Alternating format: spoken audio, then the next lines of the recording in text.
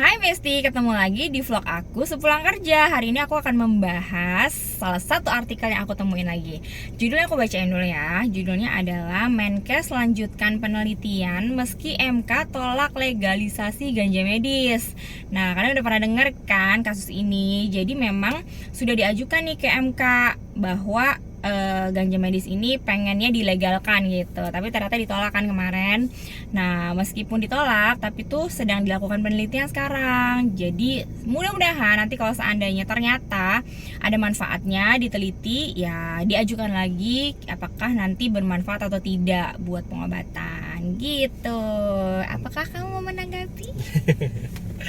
Iya, tadi itu penelitiannya mungkin suatu saat apabila bermanfaat dan penelitiannya menghasilkan hasil yang positif, bisa diajukan lagi dalam bentuk undang-undang untuk supaya bisa legal nantinya ganja medis. Ya mudah-mudahan aja lah. Kamu tahu nggak latar belakang kasus ini pertama kali diajukan ke MK kenapa? Latar belakangnya memang ada yang sakit kan? Ya, Dan memang membutuhkan itu? Ada seorang ibu nih yang anaknya tadi sebelumnya berobat di Australia kalau nggak salah ya. Dia melakukan pengobatan rutin dan di sana digunakan ganja medis. Dalam bentuk sebenarnya oil dia. Cannabinoid kalau nggak salah ya. Dia dioleskan di tempat sakitnya. Tempat sakitnya. Dia bentuk penyakitnya itu ya cerebral palsy. Itu kan kalau misalnya lagi aku tuh sakit. Nah, di situ bisa diredakan dengan pengolesan oil tadi yang kandungan di dalamnya ada ganjanya. Nah, sedangkan kalau di Indonesia dia kesulitan setelah dia pulang ke Indonesia untuk melanjutkan pengobatan anaknya. Dan nggak bisa masuk tuh barang karena memang di sini ilegal, apapun ganja dan turunan dari ganja itu nggak boleh, meskipun tadi dalam bentuk oil kan, oil bahkan dari apa kalau nggak salah biji-biji dari ganjanya gitu kalau nggak salah itu yang digunakan. Nggak tahu juga aku bentuknya. Tapi memang ganja itu bukannya, aku nggak tahu ya ini benar apa salah, tapi dulu tuh bukannya legal ya? Atau salah ya? Memang belum ada undang-undangnya sih sebenarnya dulu memang nggak ada undang-undangnya. Dan sekarang dimasukin ke klasifikasi 1 kan, ganja termasuk narkoba. Tapi sebenarnya jenis narkoba lain ada loh yang digunakan sebagai pengobatan medis juga. Contohnya morfin kan. Tapi memang untuk penggunaannya sangat ketat sekali kan. Hanya boleh di dalam ruang operasi, rumah sakit, dan nggak boleh keluar.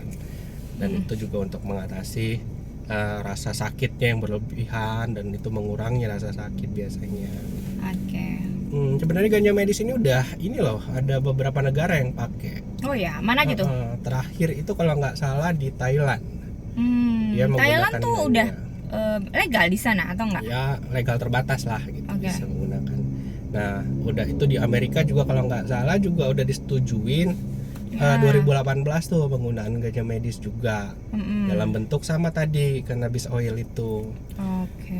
Untuk pengobatan epilepsi dia digunakan di sana. Tapi kalau di sini nggak bisa karena epilepsi juga ada pengobatannya gitu. Jadi dipakai dulu yang legal gitu baru bisa untuk secondnya atau pengobatan berikutnya mungkin nanti suatu saat apabila lebih baik dari pengobatan sebelumnya juga bisa dipakai gitu.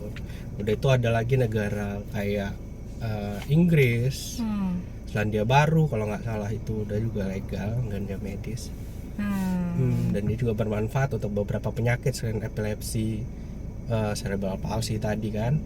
Udah itu ada lagi multiple sclerosis tuh dipakai. Jadi rata-rata penyakit yang berhubungan dengan saraf dia digunakannya. Di situ katanya dapat meredakan gejalanya juga, udah itu meringankan rasa sakitnya, dan banyak lagi lah dipakai di luar negeri. Sebenarnya kalau kayak penelitian itu sendiri di luar negeri itu udah ada belum sih mengenai ganja ini yang digunakan untuk medis? Banyak banget ya? Udah ada penelitiannya, tapi kan kembali lagi kalau penelitian itu harus sesuai dengan epidemiologinya gitu, di mana dia tempat terjadinya penyakit. Jadi berbeda-beda di tiap negara. Belum tentu manfaat di sana sama dengan kita gitu. Itu pun kayak kemarin kan, kayak apa, obat COVID tuh contohnya, atau vaksin juga gitu. Setelah walaupun udah diteliti di Cina kalau nggak salah ya, untuk Sinovac diteliti juga di sini untuk penelitian tingkat 3-nya. Jadi supaya sesuai dengan komunitasnya. Oke. Ya mudah-mudahan sih di Indonesia banyak yang meneliti ya, atau nanti banyak ini. Mudah-mudahan setelah ini banyak muncul penelitian. Jadi bisa dilihat apakah memang bermanfaat atau tidak. Bisa dilihat apakah mampu membantu meredakan gejala dan lain-lain, kita nggak tahu ya. Mudah-mudahan sih perkembangan medis di Indonesia ya semakin berkembang. Iya, tapi ini ganja medis loh, bukan ganja untuk bukan yang dipakai buat senang-senang ya Besti. Berbeda ya, yang dibahas untuk keperluan medis. Ini buat keperluan medis. Kalau buat senang-senang ya itu tahapannya masih jauh lagi dari ini. Jangan ya, kayaknya sih kalau buat senang-senang nggak boleh, itu benar-benar dilarang ya. Ini peruntukannya hanya untuk medis. Yang penting manfaatnya lebih besar dibanding kerugiannya, mudaratnya. Jadi ceramah ya. Iya, itulah. Begitulah tentang medis. Serem-serem juga soalnya bahas kayak gini. Iya. Takutnya salah, tapi ya memang kita mendukung lah untuk yang terbaik gitu. Tapi sebenarnya kalau secara umum gitu, manfaatnya itu apa sih dari si ganja itu sendiri? Ya sebenarnya tadi itu untuk mengurangi nyeri kan. Nyeri ya. Dalam penyakit tertentu malah bisa bermanfaat untuk menekan gejala tertentu gitu. Dan sebenarnya kalau epilepsi katanya berkurang juga tuh. Itu yang waktu yang mengurangi yang pada kasus epilepsi itu kasusnya diolesin juga. Iya sama, cannabis juga ya. Sama. Sebenarnya nggak masuk ini ya, hanya dioles ya di luar ya. Iya. Gitu. Oke. Dan itu pun peraturannya kan ketat sekali sini kan. Dalam bentuk turunan dari ganja, dalam bentuk apapun itu nggak dilarang di Indonesia kan. Kalau kerugiannya itu apa aja? Bisa kamu sebutin nggak? Kerugiannya kalau misalnya pemakaian ganja secara langsung ya ketergantungan, katanya ada efeknya. Meskipun dari komunitas yang pernah saya wawancarain dulu ya waktu kuliah ya di RSKO gitu, mereka nggak merasakan adanya ketergantungan terhadap ganja karena mereka gunakan pun sih, untuk kebanyakan orang yang itu kayaknya nggak ketergantungan ganja, lebih ke kayak ketergantungan obat-obatan yang lain ya. Iya. Kalau yang ganja hampir rata-rata bilang nggak ketergantungan sih. Dan itu berbeda dengan narkoba jenis lain sebenarnya. Ganja ini spesial, khusus pemakaiannya bagi mereka yang hanya untuk senang-senang biasanya, untuk ini, sedangkan efek yang ditimbulkan euforia kan.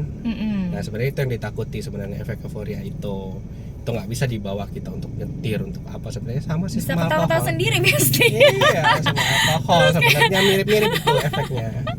Bikin happy sesaat ya, ketawa-ketawa terus kayak orang kayak nggak ada beban di hidupnya. Setelah efeknya hilang baru nyadar beban hidupnya banyak. Salah ya. Iya, tapi kalau untuk ketergantungannya dia sangat kecil dibanding jenis narkoba yang lain itu. Kalau yang lain kan ada efek apa setelah pemakaian, berhenti pemakaian, itu yang sakau dan sebagainya. Nah itu yang berbahaya kan, udah itu dapat menyerang saraf pusat gitu. Udah itu apalagi yang ada yang overdosisnya. Nah kalau di ganja ini nggak ditemukan sih, tapi secara undang-undang dia digolongkan sama dengan narkoba jenis lain. Jadi itu yang menghambat untuk dilegalkan pastilah gitu, karena undang-undangnya seperti itu. Dan itu pemangku kebijakan yang jadi, bukan kita ya. Kalau kita mau nurut-nurut aja sebenarnya. Ya gitu deh. Ya pokoknya kita doakan saja yang terbaik. Mudah-mudahan memang mulai diadakan nih penelitian-penelitian untuk supaya perkembangan pengobatan di dunia medis ini lebih baik. Dan kita nggak tahu ya ke depannya apakah memang si ganja ini dapat digunakan sebagai pengobatan medis atau tidak di Indonesia. Ya kita tetap harus mengikuti perkembangan dan prosedur yang memang sudah dijalankan oleh pemerintah ini. Thank you banget udah nonton vlog aku hari ini. See you di next vlog. Thank you, bye.